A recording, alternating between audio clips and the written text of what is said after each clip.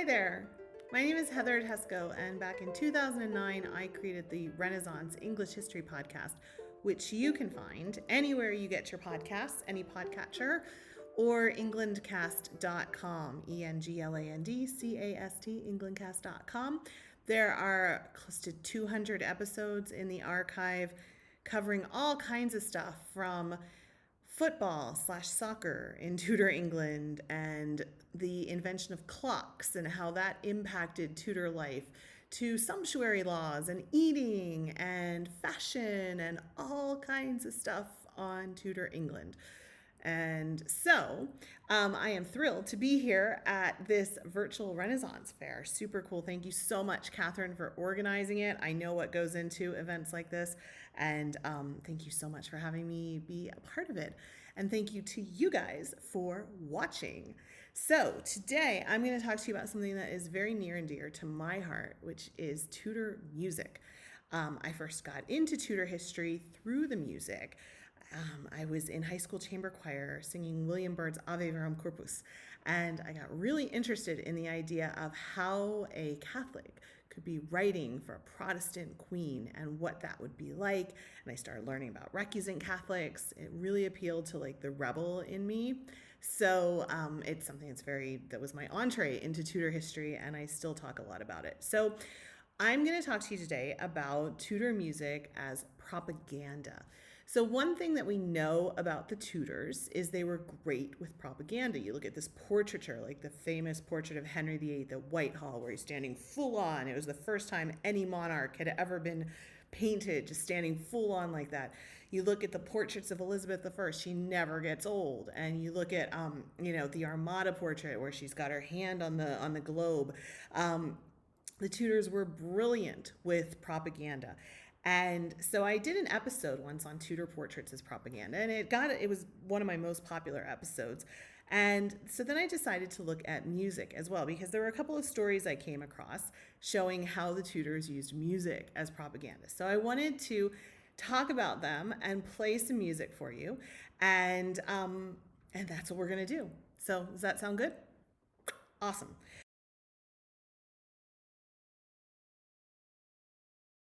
So I want to talk about the first one. The first example I'm going to give is from 1544. And what's going on in 1544 is we've got a war in France. Henry VIII was in France, and this was the final campaign in France. We also have a war in Scotland. So we've got what's called the rough wooing, because England wanted to have Edward VI, Henry's son, marry Mary, Queen of Scots. The Scots didn't want this. They wanted to marry into France, which is what they wound up doing. Henry was none too pleased about this, and so they engaged in what was called the rough wooing. And so we've got war in Scotland, we've got war in France.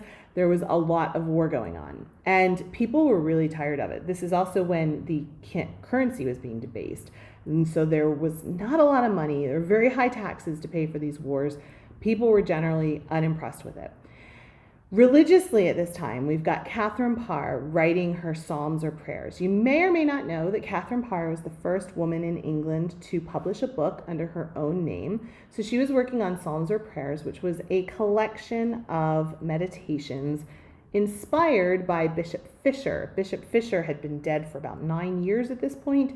He was the bishop who sided with Catherine of Aragon and was killed with Thomas More back in 1535. So Catherine Parr is working on these psalms or prayers. At the same time, Archbishop Cranmer, Archbishop of Canterbury, is working on a translation of the litany into English. And also, the other player involved, Thomas Tallis, had become the chief composer of the Chapel Royal. So they all get together and they say, let's do something fun for the people. And in 1978, some musical fragments were found during renovations at Corpus Christi College in Oxford.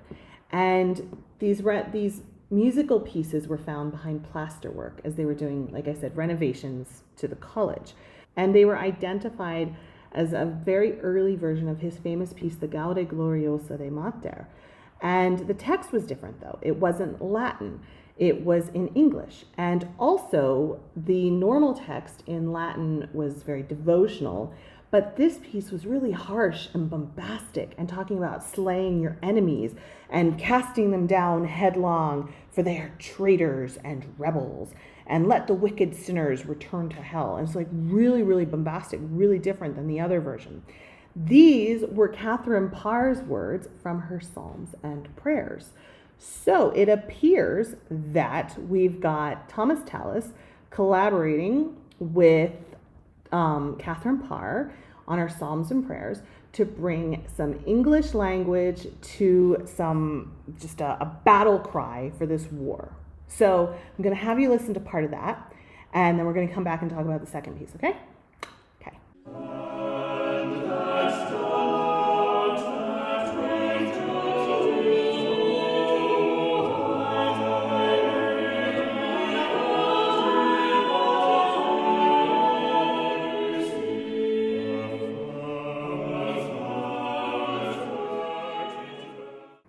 The next piece is actually earlier. This was Henry VIII and the Salve Redux, and this was composed in 1516. Henry VIII in 1516 was still really handsome. He was athletic, and he was just the toast of Christendom. He was like Europe's hottest, most athletic, most awesome ruler.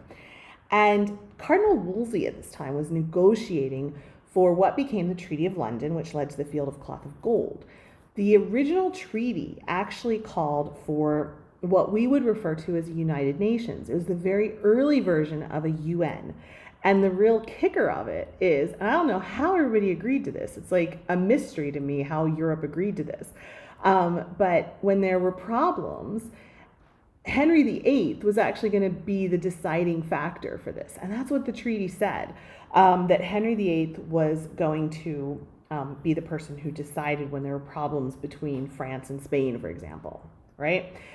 So Henry, for a Christmas gift for Catherine, when he was still very much in love with Catherine, he prepared a manuscript for her, which was the Salve Redux, which was in Latin.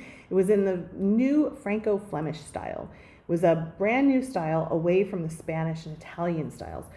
This is incidentally when his relations with Spain started to go a bit sour, when they were both going to invade France together. Spain kind of dropped the ball on Henry, how he saw it, made a separate peace treaty with France. And so Henry was really kind of ticked off at that. So here's Henry, and he gives as a New Year's gift to his wife this beautiful manuscript of some of the most amazing music, the newest style, most glittering kind of music that would take a choir like of amazing ability to be able to sing it. And he gives this to his wife. And of course he gives it to her where everybody can see, the ambassadors. This is also when Cardinal Wolsey is negotiating for the Treaty of London. So the theory is that Henry VIII wanted to show the world that he didn't need Spain.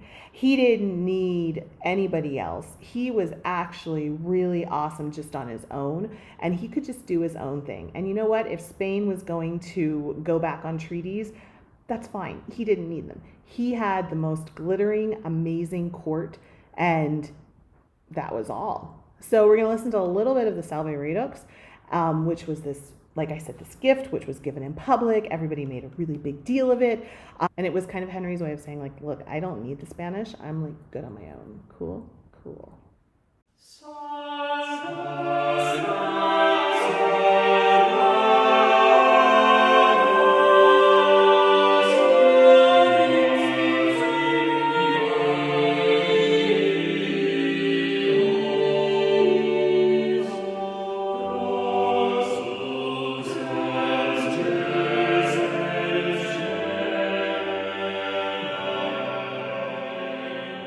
So the final one I want to talk about is the Parker Psalter, and this is from 1567. What was going on in 1567 is we're right after the English or the Elizabethan settlement in religion, which ended the question of what England believed religiously. So we're just after that, and there's still some people who need to be convinced. There's still Catholics in their midst. There would be all the way up, until the Gunpowder Plot. There were still Catholics who, and that's where I got interested in this music, right? The recusant Catholics, or interested in this history, was with the recusant Catholics. So there was a PR campaign that needed to happen.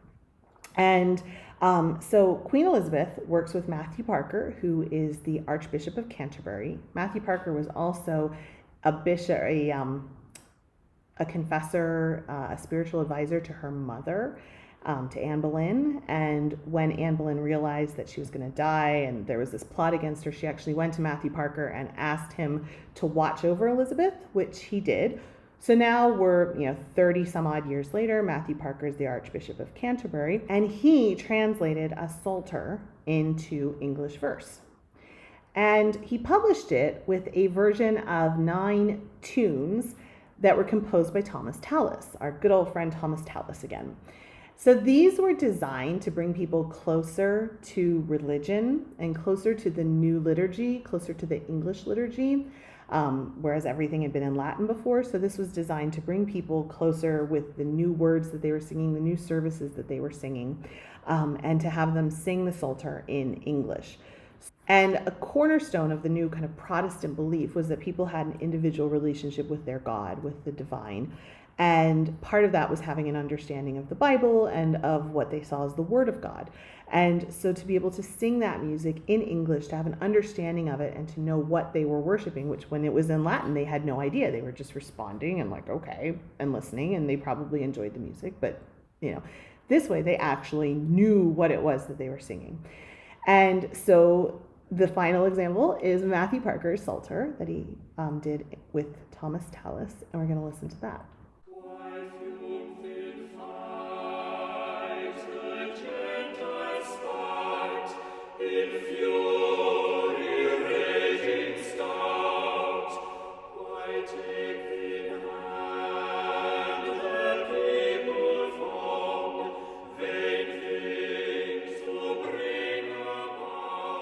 Wasn't that great? Did you enjoy these pieces of music?